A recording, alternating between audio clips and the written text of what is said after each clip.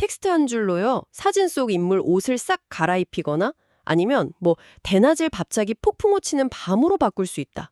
어떠세요? 오늘 저희가 같이 볼 자료 뭉치가 바로 이런 마법 같은 도구에 대한 이야기입니다. QN 이미지 에딧이라는 AI 이미지 편집 툴인데요. 이걸 둘러싼 커뮤니티의 아주 뜨거운 토론 기록들이에요. 네, 맞아요. 레딧의 AI 아트 커뮤니티에서 사용자들이 직접 써보고, 막히고, 또 해결하고, 그러면서 발견한 온갖 내용들이 다 담겨 있죠. 단순한 후기 모음이라기보다는 뭐랄까, 하나의 도구를 다 같이 탐험한 그런 일지 같더라고요. 맞아요. 일지 딱 맞는 표현이네요. 그래서 이번 시간에는 이 도구의 진짜 잠재력이 어디까지인지, 또 사용자들이 뭘 가장 골치 아파했는지, 그리고 제일 흥미로운 부분이죠. 그 문제들을 어떻게 집단 지성으로 풀어갔는지 그 과정을 한번 쭉 따라가 보려고 합니다. 기술 설명서라기보다는 그렇죠. 그냥 기술 얘기가 아니라 강력한 야생마 같은 도구를 커뮤니티가 어떻게 함께 길들였는지 그 과정을 엿보는 거죠. 자, 그럼 바로 본론으로 들어가 보죠. 처음 사용자들이 이걸 딱 접했을 때 반응은요, 거의 마법에 가까웠다고 해요. 네, 정말 상상하는 거에 거의 모든 걸 해주니까요. 자료에 나온 예시 중에 진짜 인상 깊었던 게 한 사용자가 전혀 다른 사진 두 장 있잖아요. 이미지 1에 있는 여성이랑 이미지 2에 있는 남성을 딱 뽑아내서 영국 저택정원에서 함께 차를 마시는 새로운 장면으로 합쳤더라고요. 와, 이건 그냥 사진 편집이 아니잖아요. 아예 새로운 이야기를 만들어내는 수준이죠. 그렇죠. 사람만 옮기는 게 아니라 그 장면에 맞게 조명이나 그림자까지 다 자연스럽게 만들어내니까요. 날씨나 시간대 바꾸는 건 훨씬 더 극적이었어요. 아, 그것도 있었죠. 네. 그냥 날씨를 폭우로 바꿔줘 이렇게 텍스트 하나 딱 입력했는데 화창했던 정원이 순식간에 막 비바람치는 그런 음울한 공간으로 바뀌는 걸 보면 와, 진짜 입이 똑 부러지죠? 그야말로 마법처럼 보였겠네요, 정말. 근데 모든 마법에는 일종의 제약이나 숨겨진 규칙 같은 게 있잖아요. 이 도구도 예외는 아니었나 봐요. 이 강력한 모델이 정작 영어를 완벽하게 이해하지 못한다. 좀 의아한 문제에 부딪힌 거죠. 맞습니다. 사용자들이 분명하고 간단한 영어로 명령을 내려도 모델이 그걸 그냥 무시해버리거나 아니면 아예 엉뚱한 결과물을 내놓는 경우가 많았어요. 예를 들면요. turn around, 나 show from behind처럼 뒷모습을 보여줘라는 명령을 넣으면요. 인물이 뒤로 확 도는 게 아니라 그냥 몸을 이상하게 비틀거나 얼굴만 살짝 돌리는 식이었죠. 원하는 걸 얻으려면 거의 기도하는 심정으로 여러 번 돌려봐야 했어요. 답답했겠네요. 근데 바로 이 지점에서 커뮤니티가 정말 영화 같은 발견을 해내죠. 누군가 혹시나 해서 다른 언어를 써본 걸까요? 정확합니다. 그 과정이 명확하게 기록된 건 아닌데 어느 순간 한 사용자가 이 모델이 중국어로 된 명령에 훨씬 더 정확하고 강력하게 반응한다는 걸 발견해서 공유한 겁니다. 중국어요? 네. 커뮤니티에겐 그야말로 유레카의 순간이었던 거죠. 와, 그건 정말 예상 밖겠네요. 그럼 아까 그 뒷모습 보여줘. 이것도 중국어로는 제대로 됐나요? 그럼요. 예를 들어서 총삐맨 쓰죠.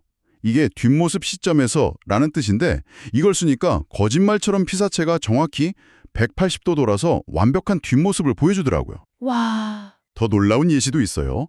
젠토라 라 유엔샹시 전거장기라는 명령어가 있는데 이게 카메라를 줌아웃해서 전체 장면을 보여줘라는 뜻이거든요. 아, 그냥 줌아웃 기능이군요. 그렇게 생각하기 쉽죠? 근데 결과가 완전히 달랐어요. 이게 단순히 카메라만 뒤로 빼는 게 아니고요. 원래 이미지에는 없었던 새로운 영역 있잖아요. 하늘이라던가 바닥, 주변 풍경까지 장면의 맥락에 맞게 아주 자연스럽게 창조를 해내는 겁니다. 창조요? 네, 시야가 넓어지면서 세상이 확장되는 것 같은 그런 효과를 준 거죠. 와, 그건 진짜 대단하네요. 사용자들이 이걸 보고 뭐라고 하던가요? 한 사용자가 남긴 코멘트가 모든 걸 말해줍니다. 마치 컴퓨터를 조종하기 위해 고대의 주문을 외우는 것 같다고요. 와, 완벽한 비유네요. 진짜 무슨 오래된 게임기에서 개발자도 몰랐던 숨겨진 커맨드 찾아낸 느낌? 기계에 숨겨진 언어를 발견한 거잖아요. 맞습니다. 그리고 이 고대의 주문 현상이 사실 AI 모델의 근본적인 특성을 보여주는 아주 중요한 단서거든요. AI 모델의 성능이나 특징은 전적으로 어떤 데이터로 학습했느냐에 따라 결정되니까요. 아, 이 모델이 중국어 데이터로 더 많이 훈련됐다는 증거군요. 그렇죠. 강력한 증거인 셈이죠. 결국 사용자들이 이런 주문을 찾아서 공유하는 과정은 아무도 주지 않은 모델의 숨겨진 매뉴얼을 커뮤니티가 다 같이 써내려가는 과정과도 같았습니다. 알겠습니다. 그렇게 숨겨진 언어까지 찾아내면서 다들 즐겁게 쓰고 있었을 텐데 곧이어 사용자들이 미쳐버릴 것 같다고 할 정도의 치명적인 문제가 나타났다고요? 네, 바로 픽셀 이동 현상이었습니다. 픽셀 이동이요? 네. 이미지를 만들거나 편집할 때마다 결과물이 원본이랑 비교해서 미세하게 위나 아래 아니면 옆으로 살짝 이동하거나 아주 조금 확대 축소되는 문제였죠. 아, 저도 이미지 작업 가끔 해봐서 아는데 그거 진짜 사람 돌아버리게 만드는 문제거든요. 1시간 동안 막 공들여서 완벽한 구도를 잡아놨는데 배경에 뭐 하나 바꿨다고 전체 이미지가 2픽셀 옆으로 가버리면 상상만 해도 끔찍하네요. 바로 그겁니다. 특히 여러 단계를 거쳐서 정교하게 수정해야 하는 작업에서는 이제 거의 재앙 수준이었어요. 매번 이미지가 조금씩 움직이니까 작업의 일관성을 유지하는 게 불가능했죠. 대체 왜 이러냐면서 커뮤니티가 아주 들끓기 시작했습니다. 제 생각엔 혹시 뭐 이미지 압축 방식이나 포맷 변환 같은 데서 생기는 오류가 아니었을까요? 근데 커뮤니티가 파헤친 결과는 훨씬 더 근본적인 원인을 가리키고 있었다고요? 맞습니다. 단순한 버그가 아니었어요. 커뮤니티의 몇몇 탐정 같은 사용자들이 결국 코드 레벨까지 파고들어서 원인을 밝혀냈습니다. 문제의 원흉은 이름이 좀 긴데요. 틱스트앤코즈 퀘민 이미지 에디트 플러스라는 핵심 처리 노드였어요. 아, 그게 뭔데요? 간단히 말해서 사용자의 텍스트 명령이랑 이미지를 함께 해석하는 AI의 두뇌 같은 부분입니다. 그 두뇌가 뭘 잘못하고 있었던 건가요? 이 녀석이 입력된 이미지를 받아서 처리하기 전에 사용자 몰래 자기 마음대로 이미지 크기를 특정 사이즈 약 1024 곱하기 1024 픽셀로 강제로 조절하고 있었던 거예요. 아, 자동으로요? 네, 눈에 보이지 않는 내부 프로세스가 문제였던 거죠. 사용자가 아무리 원본 이미지 크기를 정확하게 맞춰 넣어도 내부에서 멋대로 리사이징을 해버리니까 최종 결과물이 미세하게 어긋날 수밖에 없었던 겁니다. 아, 범인이 내부에 있었군요. 그럼 해결책도 나왔겠네요. 네, 마침내 다나미르라는 사용자가 거의 완벽한 해결책을 담은 워크프로우를 공유했습니다. 방법은 의외로 간단했어요. 문제의 원인이었던 그 자동 리사이징 기능을 그냥 꺼버리는 거였죠. 꺼버린다고요? 그렇게 쉽게 가능한가요? 기술적으로는 조금 복잡한데요.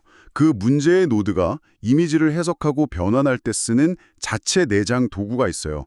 VAE라는 건데요. VA요? 네, VAE에 AI가 이미지를 이해할 수 있는 언어로 번역했다가 다시 이미지로 바꿔주는 번역기라고 생각하시면 쉬워요. 다나미의 해결책은 바로 이 내장 번역기 외의 연결을 끊어버리고 별도의 외부 번역기 노드를 연결해서 수동으로 제어권을 가져오는 방식이었습니다. 아, AI의 자동 기능을 끄고 수동 모드로 바꾼 셈이네요. 그렇죠. 와, 이건 단순히 팁 공유 수준이 아니네요. 사용자가 도구의 내부 작동 원리를 완벽하게 이해하고 어떻게 보면 개발자의 의도를 넘어서는 더 나은 사용법을 직접 만들어낸 거잖아요. 바로 그 지점이 중요합니다. 커뮤니티 전체가 이 해결책을 공유하면서 비로소 이 예측 불가능했던 도구를 완전히 제어할 수 있게 된 겁니다. 이것이야말로 오픈소스 커뮤니티에서 볼 수 있는 가장 강력한 힘이죠. 그냥 주어진 도구를 수동적으로 쓰는 게 아니라 내부를 분석하고 문제를 해결하고 그 지식을 모두와 공유하면서 기술 전체를 한 단계 발전시키는 계기가 된 겁니다. 자, 그럼 이제 가장 큰 골칫거리였던 픽셀 이동 문제도 해결됐습니다. 이쯤 되니 사람들이 이 도구를 가지고 또 어떤 창의적인 일들을 벌였을지 궁금해지는데요. 커뮤니티는 여기서 멈추지 않았습니다. 기본 문제가 해결되자마자 Q&A 에디터의 잠재력을 폭발시키기 시작했죠. 그 중심에는 로라라는 작은 추가 기능 모듈이었습니다. 로라. AI 이미지 생성에 관심 있는 분들이라면 한 번쯤은 들어보셨을 이름인데요. 정확히 어떤 개념이죠? 로라는 거대한 AI 모델의 기본 구조는 그대로 두고요. 특정 기능이나 스타일만 학습시킨 작고 가벼운 파일을 추가로 장착하는 방식입니다. 비유하자면 스마트폰 앱 같은 거예요. 기본 OS는 그대로 두고 내가 필요한 기능의 앱만 골라서 설치하는 거죠. 사진 보정 앱, 게임 앱처럼요. 아, 그렇군요. 그럼 Q&A 에디터 용어로는 어떤 로라들이 나왔나요? 아주 재미있는 것들이 많았습니다.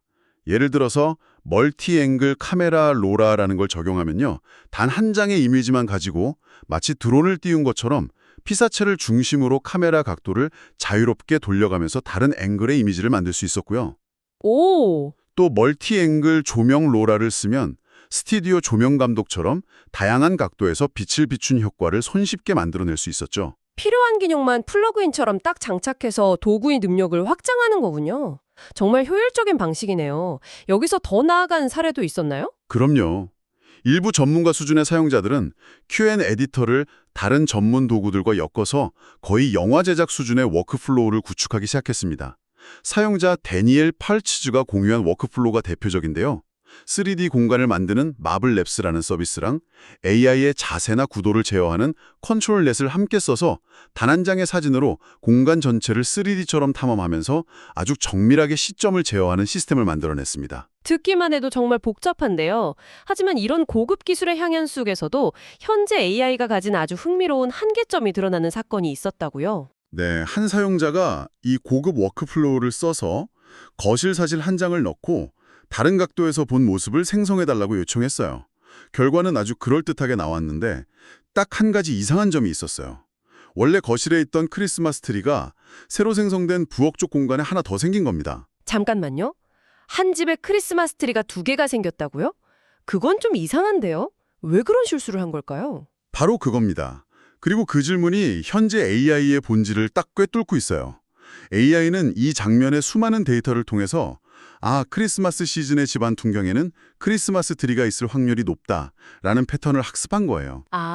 그래서 거실을 보고 이건 크리스마스 분위기구나 라고 판단했고 새로 만든 부엌 공간에도 그 패턴을 충실하게 적용해서 트리를 하나 더 만들어 넣은 거죠.